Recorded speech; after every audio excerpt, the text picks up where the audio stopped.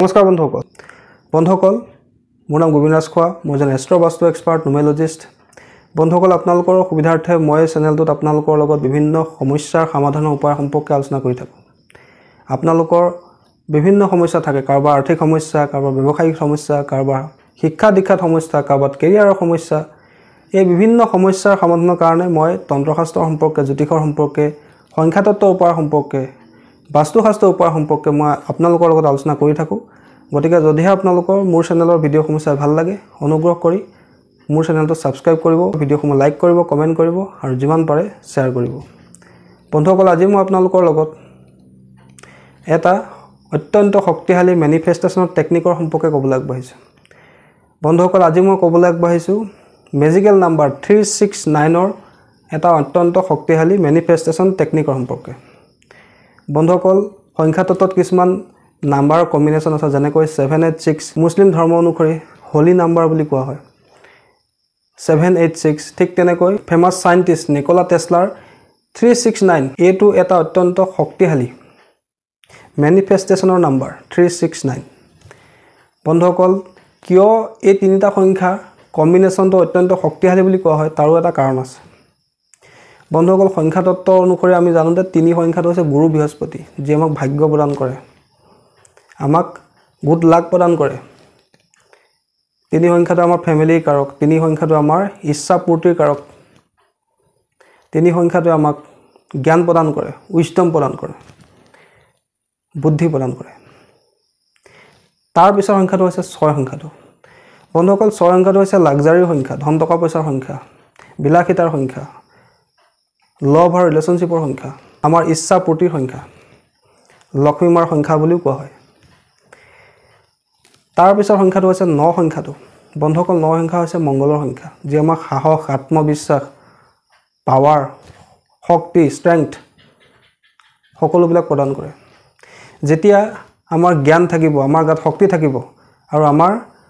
ভাগ্যই আমাক সহায় প্ৰদান কৰিব নিশ্চয় আমি যিকোনো কামতে সাকসেস লাভ কৰিম গতিকে সেই কাৰণে সংখ্যা তত্ত্বতে হওক বা যিকোনো মেনিফেষ্টেশ্যনৰ টেকনিকতে 369 এই তিনিটা সংখ্যাক কম্বিনেশ্যনক অত্যন্ত পাৱাৰফুল আৰু অত্যন্ত পজিটিভ কম্বিনেশ্যন বুলি কোৱা হৈছে বন্ধুসকল এটা কথা হলে 369 এই তিনিটা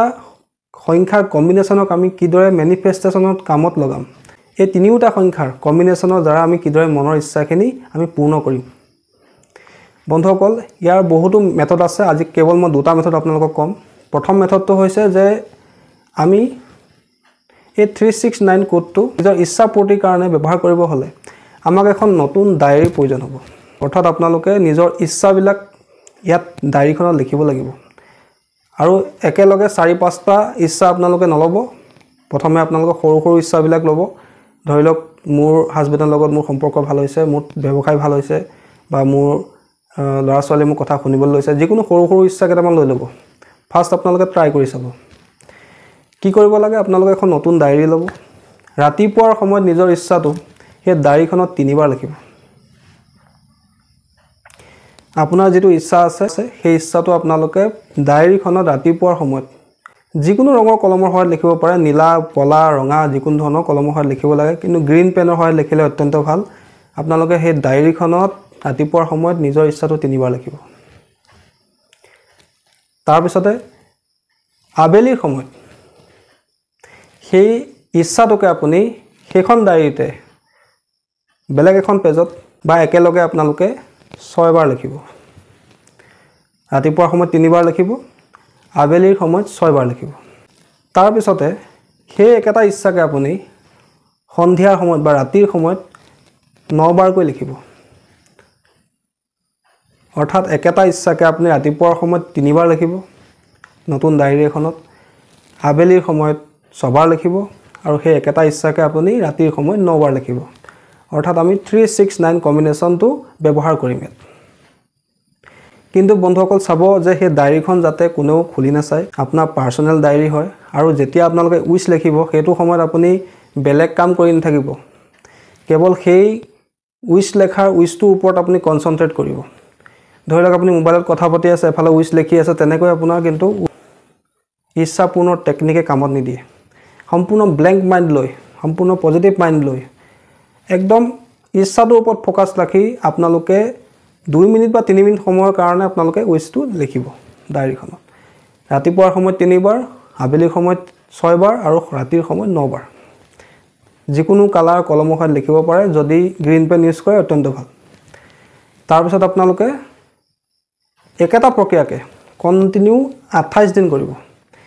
এই প্ৰক্ৰিয়াটোকে আপোনালোকে কন্টিনিউ 28 দিন কৰিব চাব আপোনালোকৰ যিয়ে ইচ্ছা নহওক কিয়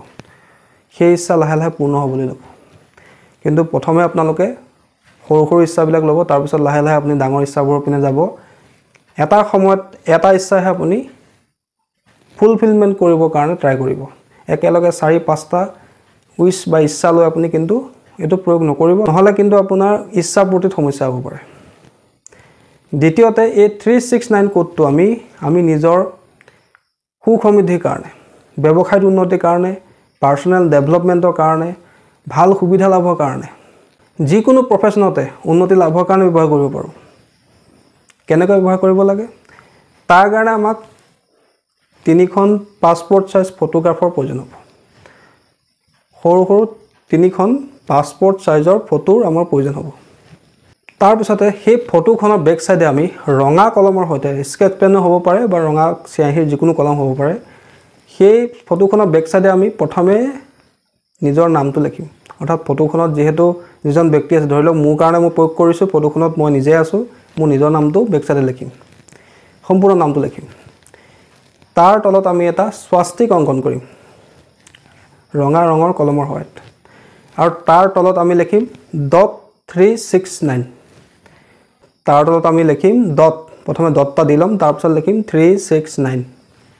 আৰু তাৰ পিছতে সেই ৰঙা কলমটোৰ সৈতে আমি এটা এনাৰ্জি সাৰ্কেল চাৰিওফালে এটা বনাই দিম প্ৰথমে নিজৰ নামটো লিখিলো তাৰ পিছত স্বাস্তিক লিখিলো তাৰ পিছত লিখিলো .369 তাৰ পিছত আমি এটা এনাৰ্জি সাৰ্কেল ফটোখনৰ বেক সাইডে বনাই দিম তাৰ পিছত সেই তিনিখন ফটোতে একেটা প্ৰক্ৰিয়াকে কৰিম তিনিখন পাসপোৰ্ট সাইজৰ ফটোতে বেক সাইডে আমি নাম লিখিম তাৰ পিছত স্বাস্তিক তাৰ পিছত .369 লিখি এটা সাৰ্কেল বনাই দিম ৰঙা কলমৰ সৈতে তাৰ পিছতে সেই ফটো তিনিখন আমি এখন নিজৰ পাৰ্চত ৰাখিম অৰ্থাৎ আমি যতে না যাওঁ যাতে সেই নাম্বাৰ এনাৰ্জি আমাৰ লগত থাকে দ্বিতীয়খন ফটো আমি নিজৰ ঘৰতো ৰাখিব পাৰো যদি আমাৰ অফিস আছে ব্যৱসায় স্থান আছে তাৰ কেছ বক্সত ৰাখিব পাৰো বা যিকোনো কৰ্মস্থানত আমি ৰাখি থব পাৰো তৃতীয় ফটোখন আমি নিজৰ গাঁৱৰ তলত ৰাখিব লাগে যাতে ৰাতি খোৱাৰ সময়তো সেই নাম্বাৰৰ এনাৰ্জি আমি লাভ কৰি থাকো তিনিখন ফটোত আমি ব্যৱহাৰ কৰিম এই প্ৰয়োগটো এখন নিজৰ লগত ৰাখিম এখন আমি কৰ্মক্ষেত্ৰত ৰাখিম বা যদি ব্যৱসায় স্থান আছে বা ঘৰতো আমি ৰাখিব পাৰো আমি নিজৰ ৱাৰ্ডৰবত ৰাখিব পাৰো বা আমি গডৰেজত ৰাখি থব পাৰো লকাৰত ৰাখি থব পাৰো বা আমি কেছ বক্সত ৰাখি থব পাৰো আৰু তৃতীয়খন ফটো আমি নিজৰ গাৰুৰ তলত ৰাখি থম গাৰুৰ ভিতৰতো ভৰাই ৰাখিব পাৰো যাতে আমি প্ৰত্যেকটো সময়তে এই 369 কম্বিনেশনৰ পজিটিভ এনাৰ্জি আমি লাভ কৰি থাকো যাতে এই তিনিটা সংখ্যাই আমাক জীৱনলৈ উন্নতি প্ৰদান কৰে যেহেতু জ্ঞান হ'ব যেতিয়া জ্ঞানৰ জৰিয়তে আমি কৰ্ম কৰিম কৰ্মই আমাক ধন প্ৰদান কৰিব জ্ঞান আৰু বুদ্ধি লগাই যদি আমি কৰ্ম কৰো সঠিক দিশত সঠিক কৰ্ম কৰো নিশ্চয় আমাৰ ওচৰত টকা পইচাটো আহিবই আৰু 369 এ হেতুকে খুচায় 3 হৈছে জ্ঞান 9 হৈছে একশন অৰ্থাৎ আমাৰ কৰ্ম আৰু 6 হৈছে আমাৰ লাক্সাৰি টকা পইচা সমৃদ্ধি বন্ধুসকল এদৰে আমি এই মেজিক্যাল 369 কম্বিনেশনটো নিজৰ মেনিফেষ্টেশনৰ কাৰণে ব্যৱহাৰ কৰিব পাৰো নিজৰ ইচ্ছা পূৰ্তিৰ কাৰণে ব্যৱহাৰ কৰিব পাৰো বা নিজৰ সুখ সমৃদ্ধি বৃদ্ধি বা সাকসেসফুল কেৰিয়াৰৰ কাৰণে ব্যৱহাৰ কৰিব পাৰো বন্ধুসকল আশা কৰিছো আজি আপোনালোকৰ এই মেজিক্যাল 369 এই সংখ্যাটো আমি কিদৰে নিজৰ ইচ্ছা পূৰ্তিৰ কাৰণে উন্নতিৰ কাৰণে সমৃদ্ধিৰ কাৰণে ব্যৱহাৰ কৰিব পাৰো সেই বিষয়ে আজি আপোনালোকে গম পালে আশা কৰিছো আপোনালোকৰ ভিডিওটো ভাল লাগিলে যদি ভাল লাগিলে অনুগ্ৰহ কৰি ভিডিওটো লাইক কৰি দিব কমেন্ট কৰিব আৰু মোৰ চেনেলটো সাবস্ক্ৰাইব কৰিব ধন্যবাদ